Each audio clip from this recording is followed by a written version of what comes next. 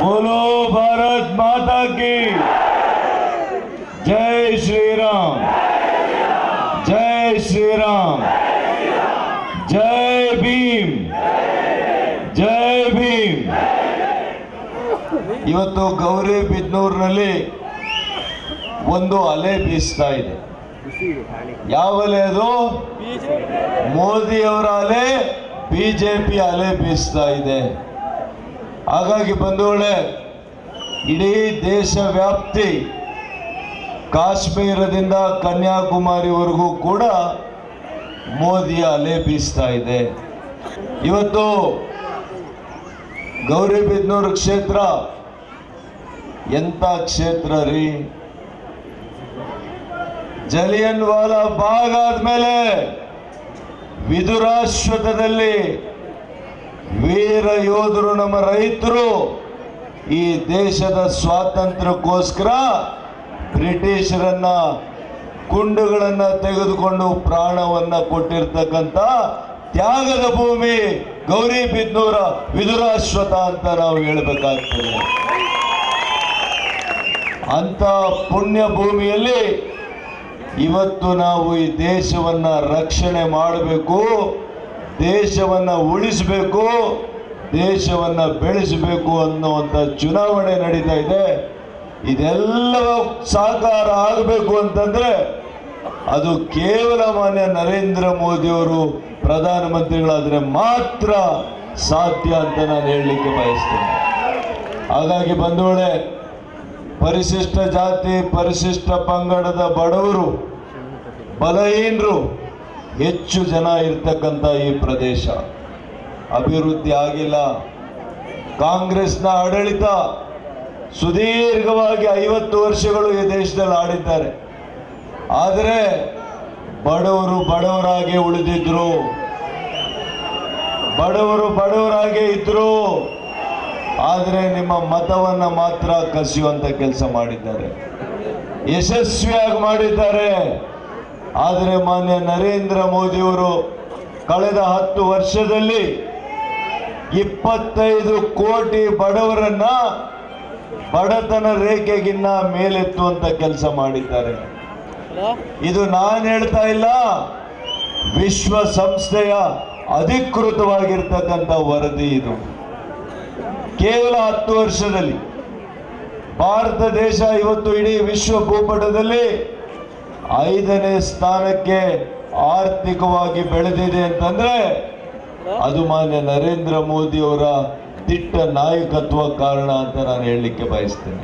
ಈ 5 ವರ್ಷ ಮತ್ತೆ ಕೊಟ್ರೆ ಭಾರತವನ್ನ 3ನೇ ಸ್ಥಾನಕ್ಕೆ ತೆಗೆದುಕೊಂಡು ಹೋಗ್ತೀನಿ ಅಂತ ಹೇಳಿದ್ದಾರೆ. ಇವತ್ತೇನು 25 ಕೋಟಿ ಜನರು ಬಡತನ ರೇಖೆಗಿನ್ನ ಮೇಲ್ ಬಂದಿದ್ದಾರೆ. ಬಹುಶಃ ಮುಂದಿನ 5 ವರ್ಷದಲ್ಲಿ ಈ ದೇಶದ ಶೇಕಡ ಅರ್ಧದಷ್ಟು ಜನ ಬಡತನ ರೇಖೆಗಿನ್ನ ಮೇಲೆ ಬರ್ತಾರೆ. ಇವತ್ತು ಇಡೀ ವಿಶ್ವದಲ್ಲಿ ಭಾರತ ಒಂದು ಬಲಿಷ್ಠ ಭಾರತ ಆಗ್ತದೆ.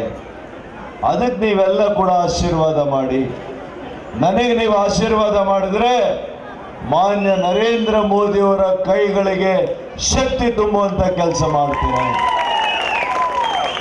ಮಾನ್ಯ ನರೇಂದ್ರ ಮೋದಿಯವರ ಕನಸು ವಿಕಸಿತ ಭಾರತ.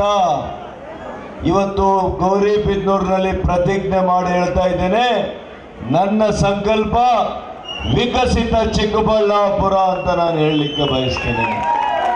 ಇದು ಸಾಕಾರ ಆಗಬೇಕು ಅಂತಂದ್ರೆ ತಾವು ಮಾನ್ಯ ನರೇಂದ್ರ ಮೋದಿಯವರಿಗೆ ಕಮಲದ ಚಿಹ್ನೆಗೆ ಮತ ಕೊಡಬೇಕು. ನನ್ನ ಕ್ರಮ ಸಂಖ್ಯೆ 4. ಕ್ರಮ ಸಂಖ್ಯೆ 4. కాంగ్రెస్ పెట్టే భాగ్యాలు నమ్ముకోవద్దండప్ప, దాంతో బతుకు కట్టేదానికి అవదు.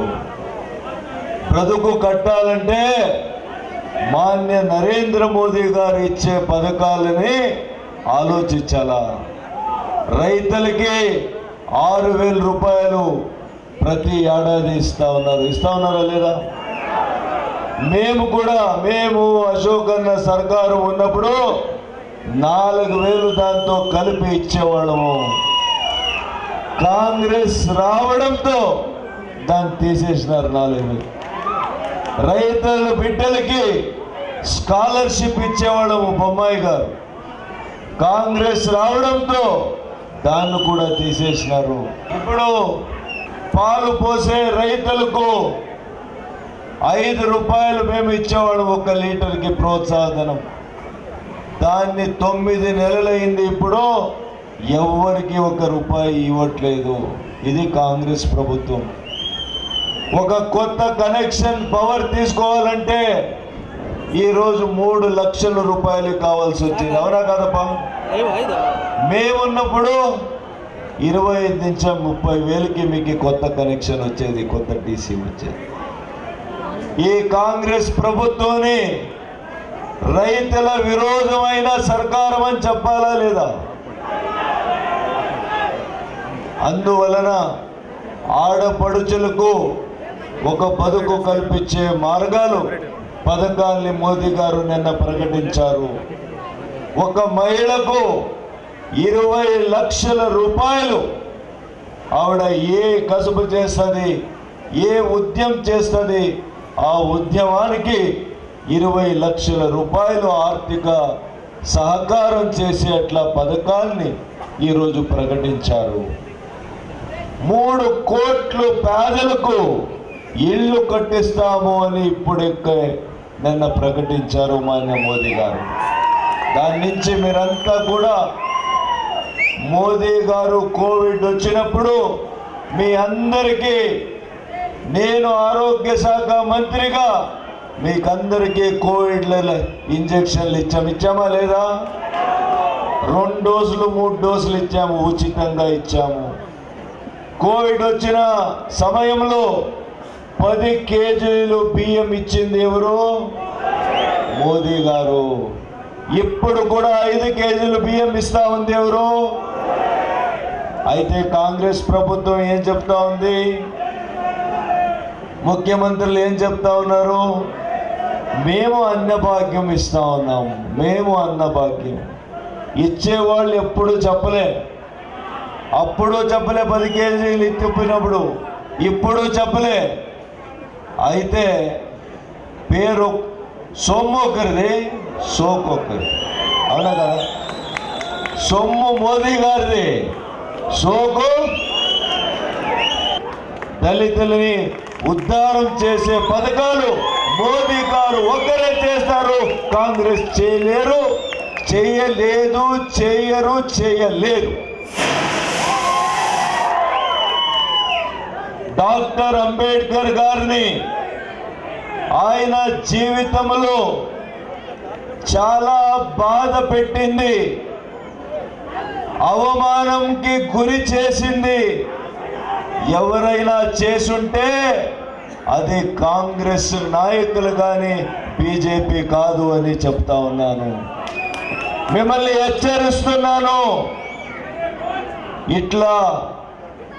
ఇట్లా అపమానం చేసిన వాళ్ళకి ఓటేస్తారా? దళితుల్ని కేవలం ఓటు బ్యాంక్ కోసం మిమ్మల్ని ఉపయోగిస్తున్నారు. మీ బ్రతుకులు మంచి కావాలా, బంగారు కావాలా అని ఎప్పుడు కూడా వాళ్ళు ఆలోచించలేదు. వాళ్ళు పథకాలు ఎప్పుడు పెట్టలేదు.